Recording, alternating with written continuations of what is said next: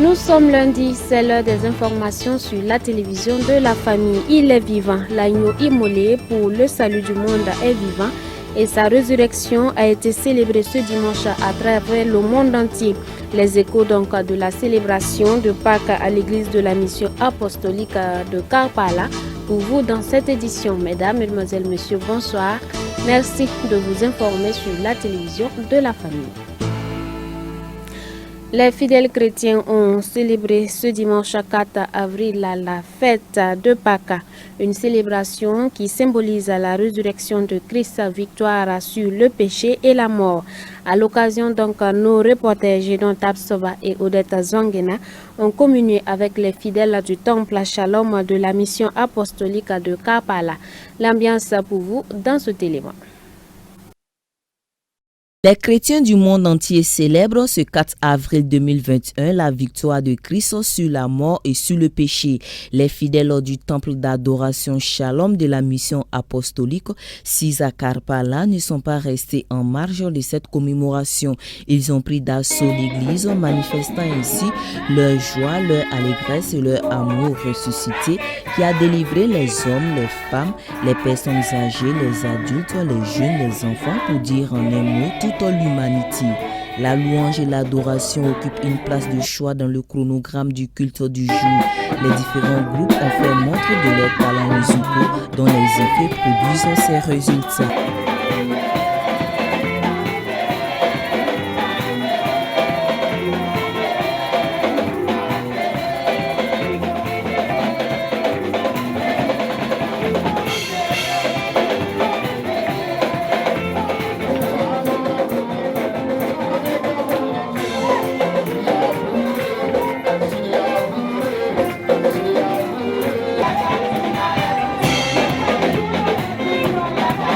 Il est vrai que ces fidèles fêtent victorieusement cette résurrection dans une totale béatitude qui n'en demeure moins que d'autres savaient s'en démarquer, à l'image de ses frères et sœurs qui, par leur témoignage, rendent grâce, honneur, puissance et magnificence au Seigneur pour ses miracles opérés dans leur vie. Ma nièce aussi a été baptisée hier. Vraiment, je suis dans la joie parce que et quand on a dit que si tu crois, toi et ta famille seront sauvés. Et hier, vraiment, j'étais réjoui. La Pâque représente ainsi la fête la plus importante pour les chrétiens. Elle est au cœur même de la foi chrétienne. Le messager du jour en a mis l'accent. Le pasteur Ali Congo est revenu de ce fait sur ce qui caractérise même cette célébration. Nous avons à l'esprit la mémoire de ce sacrifice achevé à la croix. Et c'est ça le fondamental de la vie du chrétien. Si nous négligeons cela, nous négligeons notre salut et nous sommes en danger alors. Parce que Christ nous a sauvés des ténèbres. Nous devons non seulement ne pas y repartir, mais au contraire, savoir que nous devons mener une nouvelle vie et marcher pour que d'autres également puissent quitter les ténèbres et nous rejoindre dans la lumière. Il a par la suite insisté sur le fait que ce triomphe de l'agneau immolé ne devait être un sujet de doute, mais plutôt devait amener les rachetés à un abandon de soi et un engagement total pour l'œuvre de Dieu. Christ n'est pas mort en vain, il est mort pour nous sauver, mais ce n'est pas seulement le salut, mais de nous engager à ce que nous puissions porter aussi le message loin dans notre famille, dans notre communauté, et partout où Dieu nous appellera. Par sa résurrection, Christ a donné tout pouvoir pour chasser les démons, pour annoncer la bonne nouvelle aux pauvres, pour guérir les malades ainsi que ceux qui ont le cœur brisé, pour proclamer la délivrance aux captifs et la liberté aux personnes opprimées. Moment alors propice pour l'homme de Dieu de mettre en exergue cette recommandation. Au nom puissant de Jésus, cet esprit de Dieu agit maintenant, intervient, manifeste sa gloire, manifeste son nom. Voilà donc à l'issue de ce culte les réactions des fidèles chrétiens au micro de nos reporters. Ce culte-là, particulièrement, moi, ça m'a touchée parce que j'étais vraiment dans la joie. Je me dis que sans cette résurrection-là, on ne serait pas ici. Voilà. Donc je me dis que si on est réunis ici, c'est parce que Jésus-Christ, il est mort et il est ressuscité. Donc franchement, c'est ça qui a vraiment attiré mon attention. Et vraiment, c'est ce qui fait ma joie en fait aujourd'hui. Et je suis vraiment dans la joie de rendre grâce à Dieu pour cela. Vraiment très génial, propre, parce que je dirais que c'est une fois en passant, une fois, je dirais que des choses annuelles que nous fêtons dans cette église. Et nous, à Pâques, c'est quelque chose de très important dans la vie d'un chrétien. Donc c'est la raison pour laquelle nous avons sorti massivement aujourd'hui pour pouvoir y fêter. Et moi, particulièrement, ce que j'ai senti, en réalité, j'ai senti la présence de Dieu en ce jour. Et comme cela n'a jamais été, et vraiment c'était efficace, je rends gloire à Dieu. Aujourd'hui, c'est le jour de dimanche. Le pasteur a dit que si quelqu'un se fait de mauvais, il ne faut pas le faire mauvais. Mais si tu veux le faire mauvais, c'est pas bien. La manière dont ils ont fait Jésus-Christ. Bon, je me suis trouvée comme si j'étais là-bas. Et puis, bon, ça m'a vraiment touchée. Cette partie vraiment m'a vraiment touchée. Ils ont vraiment, les gens ont voulu qu'on le crucifie, pourtant il n'a rien fait. Mais par la grâce, comme c'est la volonté de Dieu, au fond de moi, je me sens vraiment touchée. Parce que le Christ est mort à la croix pour nous sauver, il est mort pour nos péchés. Et aujourd'hui, vraiment, nous devons être vraiment dans la joie. C'est la joie vraiment que nous devons être aujourd'hui. Centenaire à Zorgo, la célébration régionale du centenaire de l'église des Assemblées de Dieu du Burkina Faso se poursuit. Samedi dernier, la région ecclésiastique de Zorgo, dans le Ganzourgou, ne s'est pas soustraite. Elle a rendu gloire au Seigneur pour les 100 ans d'existence de l'Évangile au pays. Une commémoration qui a été riche en couleurs avec des prestations, la remise du flambeau et la reconnaissance des pionniers. On voit cela avec Antoinette Bénon, Xavier Ouedraogo. Quelques semaines après la célébration officielle du centenaire de l'église des Assemblées de Dieu du Burkina Faso, la région ecclésiastique de Zorgo s'est mise dans la danse en commémorant son centenaire et cela à l'église centrale de Moktedo. Des moments de partage de joie et de reconnaissance au Seigneur pour ses nombreux bienfaits. Les autorités administratives, coutumières et religieuses n'ont pas manqué d'honorer cette célébration et c'est avec empressement que les ressortissants de la région ont rejoint les frères et sœurs pour rendre gloire au Dieu vivant. Vraiment, il est content que nous puissions célébrer au niveau des régions notre centenaire et il est reconnaissant au pasteur Michel d'avoir eu cette vision et que ça nous permet aussi, eux aussi qui sont un peu à l'extérieur, ils puissent vraiment se joindre à cette grâce que le Burkina Faso a eu, à savoir l'arrivée de l'évangile il y a 100 ans. Même ses souhaits est que l'Église puisse toujours prospérer et que ceux qui vont venir après puissent faire mieux et que l'Église grandisse au Ganzourgou pour la gloire. Un clin d'œil sur les dévanciers dans la foi au cours de la célébration. Comme le dit la Bible aux Hébreux 13, verset 7, « Souvenez-vous de vos conducteurs qui vous ont annoncé la parole de Dieu, considérez quelle a été la fin de leur vie et imitez leur foi. » Un message donné par le docteur Enoch Yameogo, à l'issue duquel 75 personnes ont été distinguées pour l'œuvre menée dans la région, un geste qui a marqué les pionniers. C'est une grâce pour nous que l'Église ait honoré, en tout cas, ces gens qui ont vraiment tout donné. On est enfant, on a vécu beaucoup de choses avec eux. Ce n'était pas simple. C'était à pied. Et si tu gagnais une bicyclette, c'était comme aujourd'hui, tu avais une voiture V8, quoi. Et c'était à pied.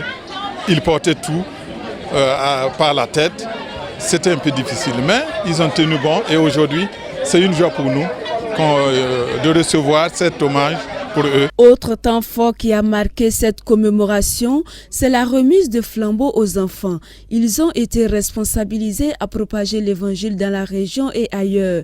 Une mission qui n'est pas la moindre, mais ils ont répondu favorablement à l'appel. Garder le flambeau allumé avec l'Esprit de Dieu, et tout est possible. Voilà, donc je sais que nous allons pouvoir en tout cas garder ce flambeau qui nous a vraiment été si bien cher. Parce que nous savons tous que Christ, vraiment, il a beaucoup souffert sur la croix pour nous. Et nous ferons tout pour que cette souffrance ne soit pas vaine, afin que d'autres aussi âmes puissent être sauvées. Et nous savons qu'au Burkina Faso, il y a des âmes encore qui ont toujours besoin de ce salut. Et je crois que le DENAD, à travers ces enfants, qui sont l'église donc de demain et les responsables de demain, et nous allons tout faire pour que cet évangile se propage donc à travers les contrées de ce pays et surtout dans les contrées de cette région. Il faut noter que c'est en 1943 que l'église des AD a été implantée au Ganzourgou par le pasteur Senogo Ouedraogo. Aujourd'hui, la région ecclésiastique des Zorgo compte 4 sous-régions, 148 églises, 166 pasteurs et environ 20 000 fidèles. Une implantation qui a impacté positivement la région sur tous les plans. Le ministre en charge des infrastructures du Burkina Faso, fils de la région, ayant pris part à cette célébration, souhaite un bon vent à l'œuvre missionnaire dans la région de Zorgo. Les pionniers non plus.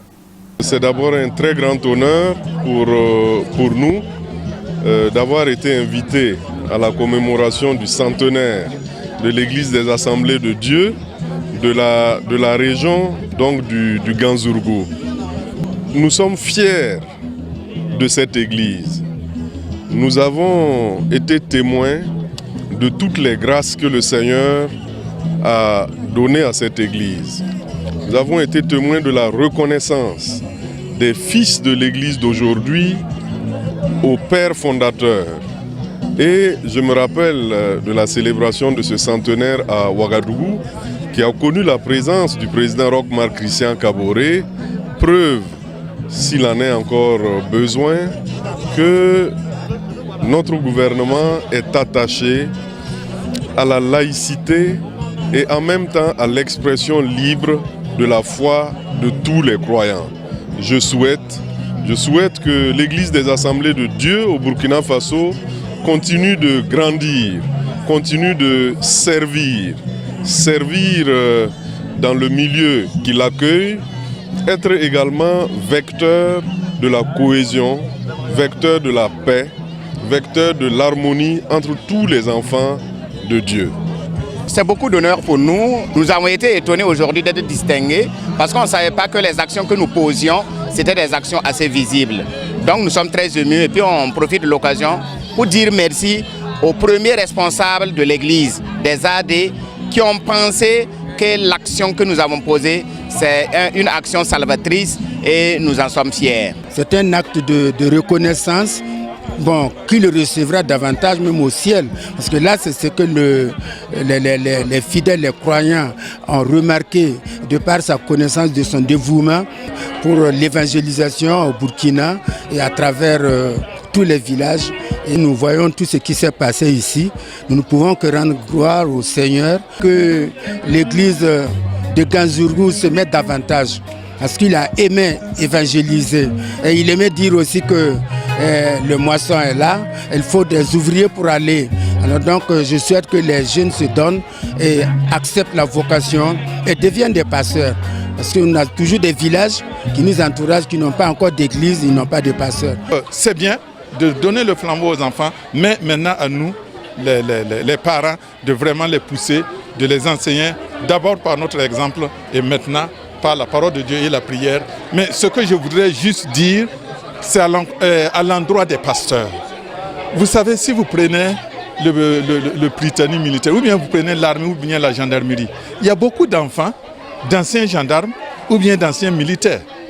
Moi, je prie Dieu que mon enfant aussi prenne ma Bible et prêche la parole de Dieu. Malheureusement, ce n'était pas le cas avec nos parents. Au contraire, on nous refusait même de taper le goumbé, que de laisser, c'est pour les enfants qui viennent de se convertir. Donc, ça nous a pas, c'est parce que Dieu vraiment, il a eu pitié de nous. Sinon, c'est un peu révoltant. Donc, moi, je pense qu'il faudrait que les pasteurs aient un changement de mentalité, responsabilisent leurs enfants dès leur bas âge et que l'Église, effectivement, s'intéresse aux enfants. Ils sont là, c'est comme s'ils ne suivent pas, mais ils suivent bien.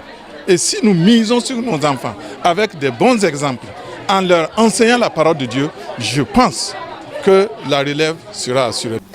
Nous ouvrons la page de l'actualité hors de chez nous avec un mot de santé. Le Nigeria immunisera peut-être bientôt sa population contre le coronavirus avec un vaccin sorti de ses laboratoires. Le pays travaille sur le développement de 2 vaccins dans ses laboratoires. On voit cela dans cet élément.